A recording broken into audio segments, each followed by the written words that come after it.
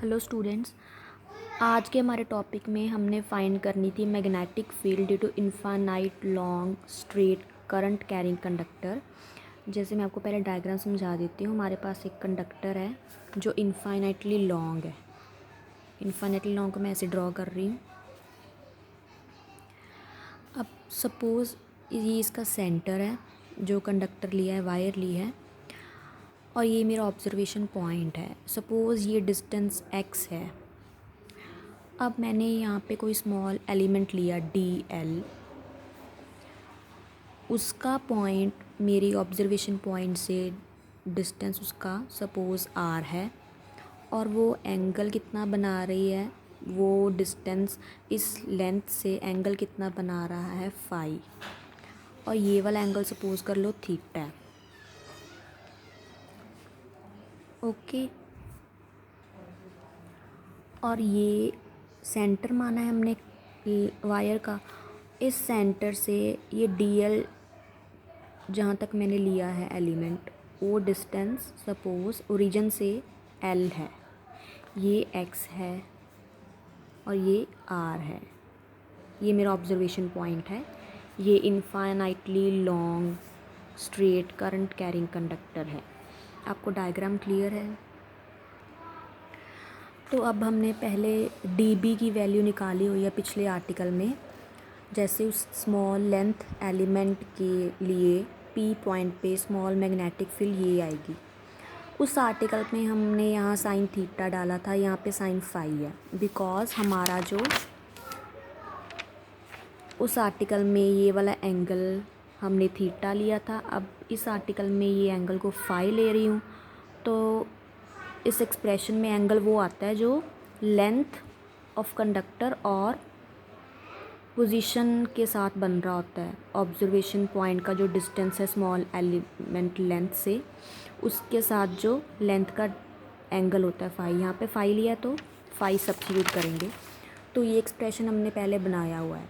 अब in right angle POC, POC मतलब ये वाला POC, दिस इज़ C, मैंने इसको बोला है। तो इसमें अब साइन फाई फाइंड करेंगे और कॉस फाई।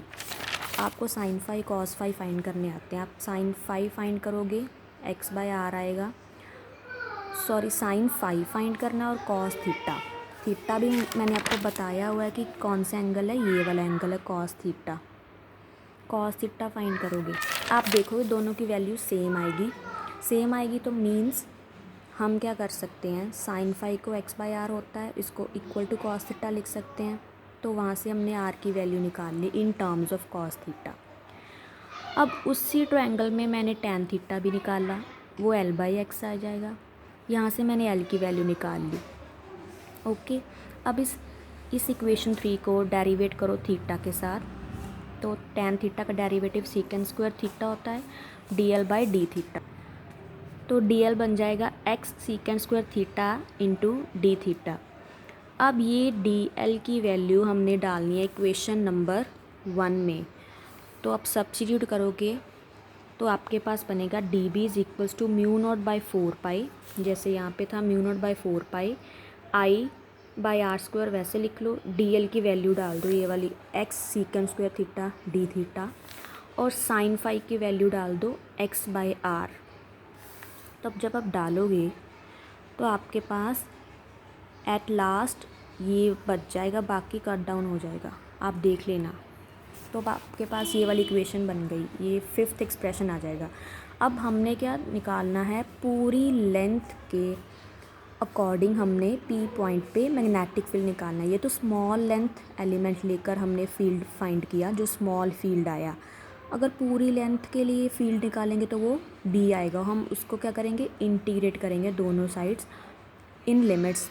लिमिट्स हम कैसे लेंगे, देखो डी थीटा है, मतलब कि इसका इंटीग्रेशन थीटा के साथ होगा। तो थीटा की लिमिट्स क्या होगी, -θ1 से लेके -θ2, और यहाँ से 0 से लेके b तक। तो -θ1 और θ2 कैसे आए, देखो हमने सपोज़ किया कि वो इनफाइनाइट लेंथ है। हमने एक b पॉइंट सपोज़ कर लिया। यहाँ से मैंने ड्रॉ की लाइन P तक, सपोज़ कर लिया उसने एक्स के साथ थीटा 1 एंगल बनाया, सिमिलरली अपर पॉइंट कोई हाईएस्ट ले लिया, उसका सपोज़ कर लिया कि उसने पी के साथ थीटा 2 एंगल बनाया। तो अब अगर ये इन्फानाइट लूँगी मैं, तो ये क्या होगा, इन्फानाइट मतलब ये जैसे जैसे यहाँ से पीछे बढ़ेगा थीटा 1 इंक्रीज़ होता जाएगा, सिमिलरली ऊपर की तरफ बढ़ाएंगे कंडक्टर को, थीटा 2 भी इंक्रीज़ होता जाएगा। तो लिमिट्स क्या होगी, माइनस थीटा 1 से थीटा 2, क्योंकि थीटा यहाँ से ऐसे नीचे की तरफ जा रहा है, तो थीटा की लिमिट्स माइनस थीटा 1 एंड ऊपर की तरफ थीटा 2 पॉजिटिव, ये पॉजिटिव की तरफ बढ़ रहा है एंगल, ये नेगेटिव की तरफ। सो माइनस थीटा 1 से थीटा 2, वैसे भी आपको पता है अगर ये ओरिजिन लिया है तो ये सारे नेगेटिव वैल्यूज़ होते हैं, ये ऊपर वाले पॉजिटिव। सो लिमिट क्या होगी, माइनस थीटा 1 से थीटा 2। अब आप इंटीग्रेशन अच्छे से जानते हो, कॉस थीटा की होती है साइन थीटा, बाकी टर्म सारी बाहर लिख लेंगे क्योंकि उसमें थीटा नहीं है। साइन थीटा की इंटीग्रेशन करके आ गया, लिमिट्स थीटा 2 और माइनस थीटा 1 सब्स्टिट्यूट किया, हमारे पास ये बन गया। आप कर लोगे ये वाला पार्ट।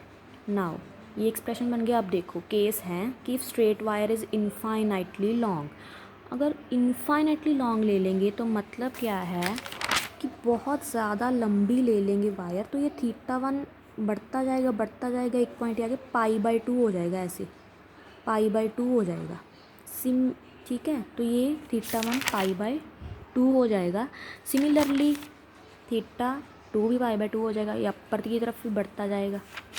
तो थीटा 1 थीटा 2 पाई/2 हो गया। सब्स्टिट्यूट किया, साइन 90 क्या होता है 1, 1 + 1 2 आ जाएगा। आपके पास ये 7th इक्वेशन बन गई, B = μ04 × 2y/x, ये आपका एक्सप्रेशन बन गया। ये कौन सी मैग्नेटिक फील्ड है, due to infinite current carrying straight conductor. Okay.